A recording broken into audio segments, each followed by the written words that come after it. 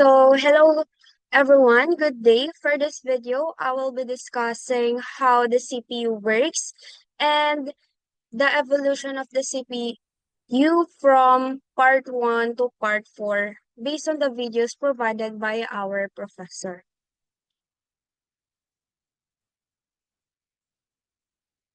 So, the CPU or the central processing unit is one of the most important components of a computer because it is responsible for processing instructions and making the system work.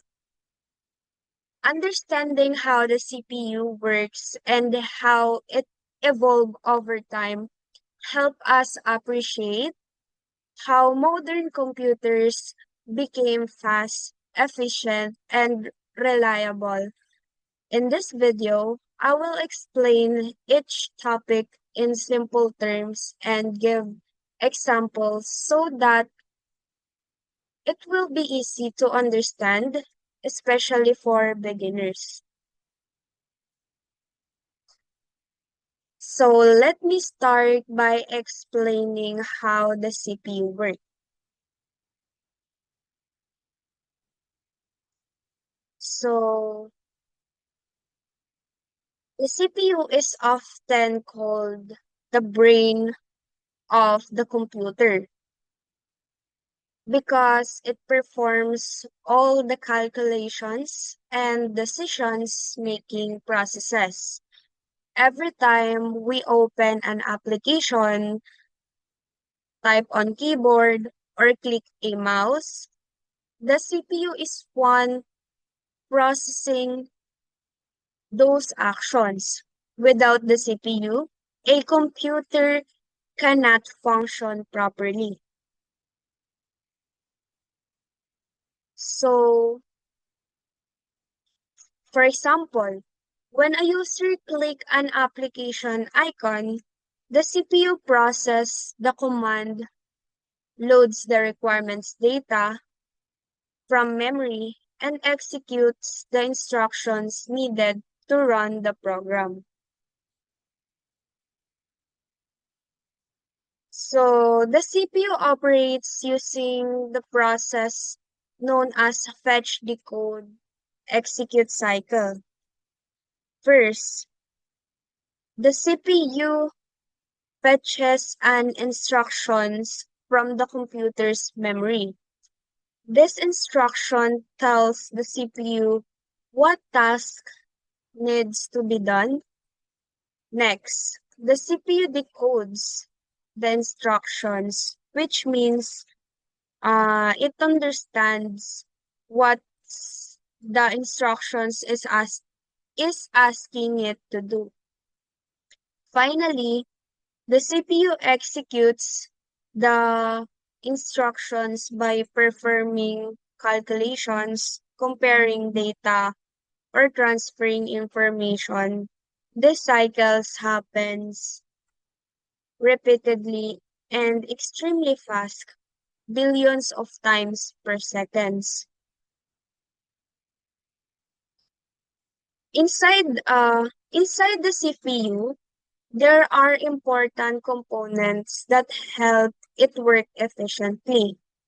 The control unit is responsible for directing all operation inside the CPU. It tells other parts of the computer what to do and when to do it. The arithmetic logic unit, or ALU, performs mathematical operation such as addition and subtraction, as well as uh, logic operation. Like comparison, so registers are very small but very fast memory locate inside the CPU that temporarily stores data and instructions that are currently being used. For example, when a user type 5 plus 5 or 2 plus 3 in a calculator, the CPU fetches the instructions, decodes it as an addition operation, and then it at uh, it executes it using the ALU or the arithmetic logic unit. The result is then sent back to the screen. So this example, this simple example shows how the CPU continuously work in the background to perform tasks. So now let's move on to the evolution of the CPU. Part 1, the mechanics of a CPU.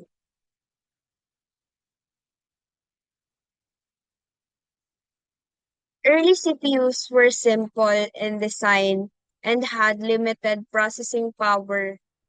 One of the earliest commercial microprocessor was the Intel 404, which could only process small amount of data at a time.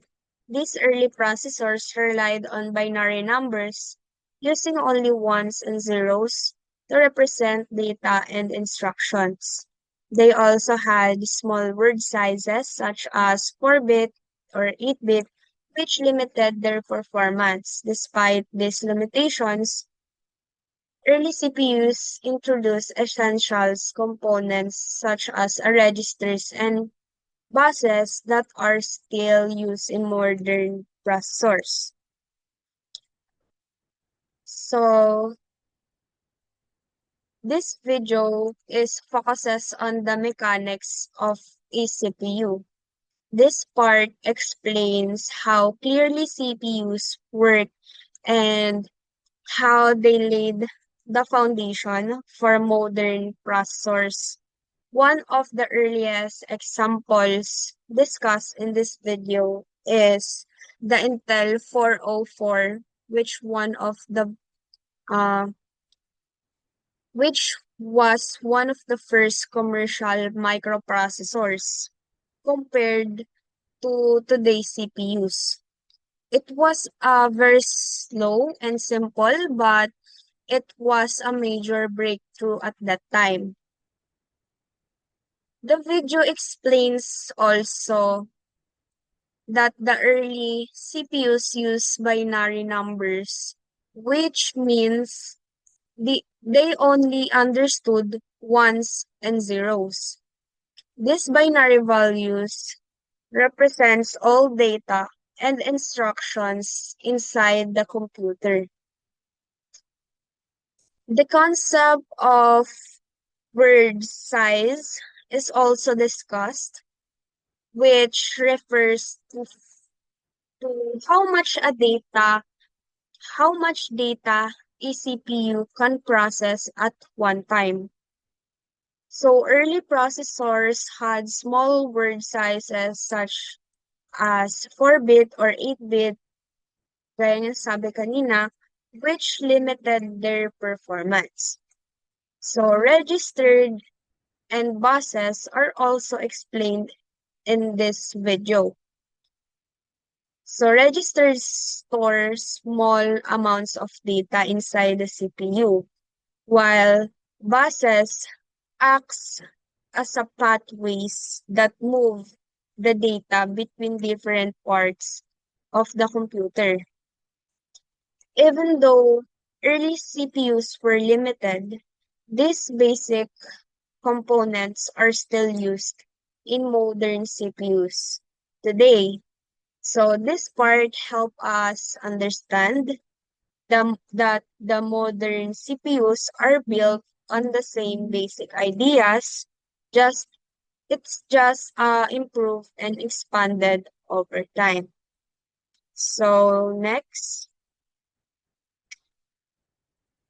For example, I have this example. Early computers could only perform basic tasks such as simple countings or calculations, similar to a basic electronic calculator. So in the part 2, next, evolution of CPU part 2, the rise of the x86 architecture. So as the CPU